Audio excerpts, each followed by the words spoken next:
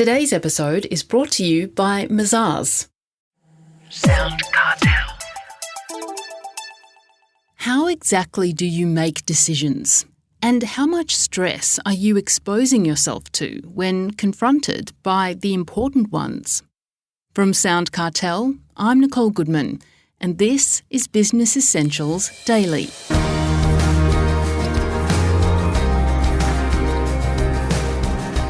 Making decisions can be harrowing for many people, but it doesn't have to be that way. Becoming comfortable with uncertainty and standing back and thinking consciously about how you make decisions are good places to start.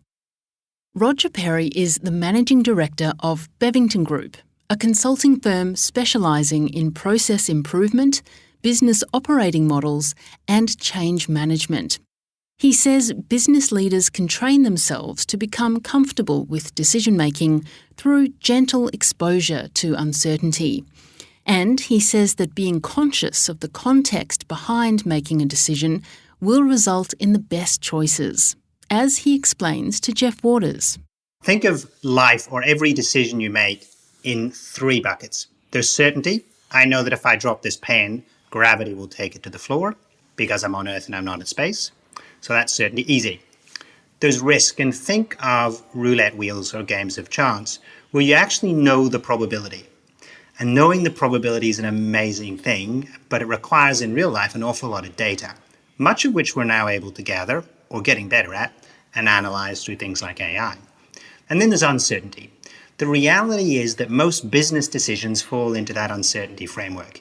And in that uncertainty framework, what you mustn't do is assume that you're dealing with a known risk percentage, because it'll give you a level of confidence that it just doesn't deserve. So knowing a precise probability is actually, technically speaking, risk. And there's a gentleman called Gigerenz who's written deeply about this. And then uncertainty is something different. It's actually where you are not just have a probability of something, but you're actually estimating the probability, which is in some sense probability is an estimate of whether something will happen or not. So you're doubling up a bit.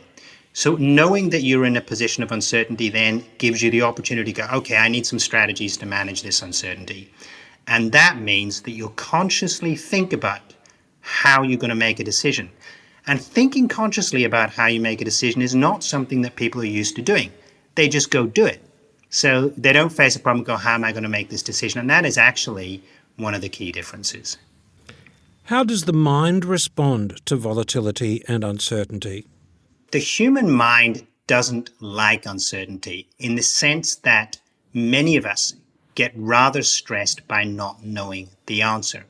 So one of the tricks is to actually get comfortable with uncertainty and actually train your mind to get uncomfortable with uncertainty by putting yourself in uncertain situations.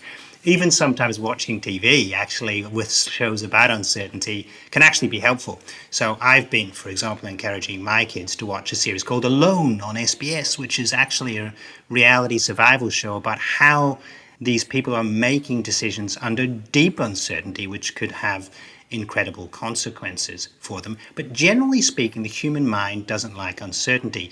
And what it can do is follow a route that it's always followed without thinking about whether that's the best thinking-making option. And many of us and different cultures respond in different ways, try to minimize the risk because everybody thinks that's what the game is, as opposed to balancing risk and opportunity. So minimizing risk is a way that the brain often responds to the stress of that uncertainty, but that closes all sorts of doors to opportunity. And you might have been minimizing risk that's actually very small because you haven't understood it properly, because you don't really recognize it. And not being able to estimate risk, importantly, leading to the wrong human response, is an important part of the risk intelligence theory and thinking. And effectively, if you're in a space where you're more comfortable and you know that business better, you're more likely to be able to estimate the risks correctly and have a less stressed human response. If it's a new area and you don't recognize the risk, you're likely to have a more stressed human response and either overdo it, take too much risk, or underdo it, take much less. So we respond to uncertainty with stress, which can affect our judgment about how to make a decision, or can actually make us potentially, unless we're risk seekers, so conservative that we miss an opportunity. You talk about bulletproof problem solving. What is that and how can we employ it? Well, really, actually, it's a book. And McLean et al. Wrote this book, and it's a 7-step process for solving problems. Now, it's not the only one. De Bono had a series of steps. De Bono had 10 steps. And then there's a shorter version, which is called TEC by De Bono, which is target, expand, and contract effectively. You can have a 5-minute think. But why have a framework? And the reason for having a framework, no matter which one you choose, whether it's 7, 10, or the 3, some sort of framework's incredibly valuable. Because what you're doing is you're saying, how am I going to solve this problem? And also, when have I thought enough about it? Which is a really big thing.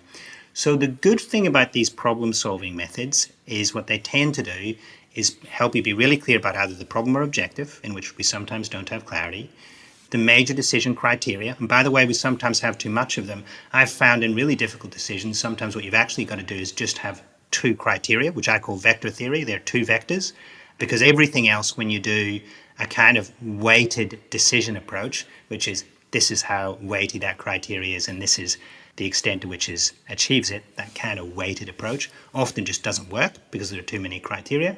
So it helps you think that through, and it helps you break the problem down into actual thinking chunks that are actually doable.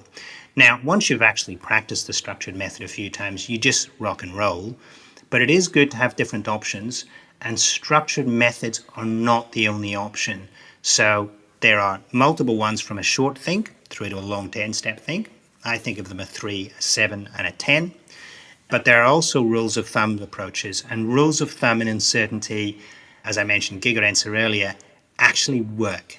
So a rule of thumb covers most of the situation, but not all. It doesn't have the statistical precision. But if you find someone whose gut feel tends to work all the time, and you just don't know why they're so good at it, it's probably that gut feel is actually an unconscious rule of thumb. Tease it out.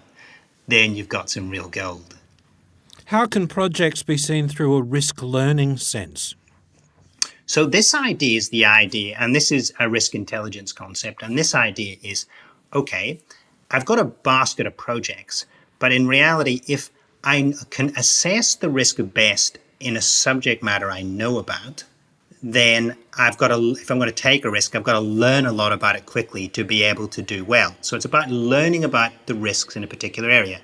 Now, why is assessing risk right? So if you assess risk right, you'll get the balance of opportunity and risk management right. So because what you'll do is you'll go, well, if it's a lot of risk, I'm going to need some spare capital to cover myself if it goes wrong. Okay, I'm going to put a lot of capital in there. So you'll get the risk right. But if you misassess the risk, let's say you think it's too big for you to cope with, but you actually could, then you'll have missed an opportunity.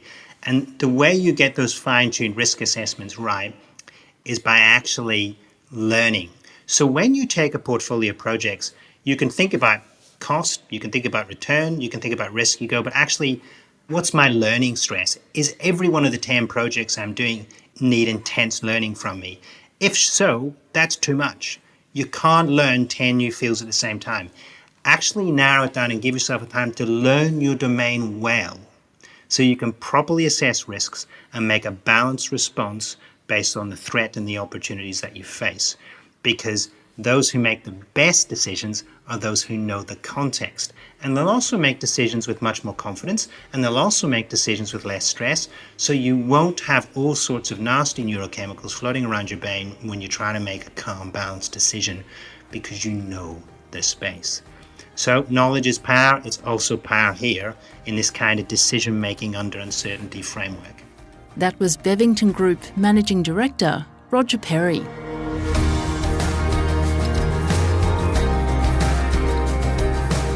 This episode of Business Essentials Daily is produced by the team at SoundCartel. Thanks for listening. I'm Nicole Goodman. We'll bring you more Be Daily tomorrow. Follow at BE Daily Podcast across social media and head to bedaily.com.au for more from the Business Essentials Daily podcast. SoundCartel. This episode was brought to you by Mazars. To find out more, visit mazars.com.au. That's mazars.com.au.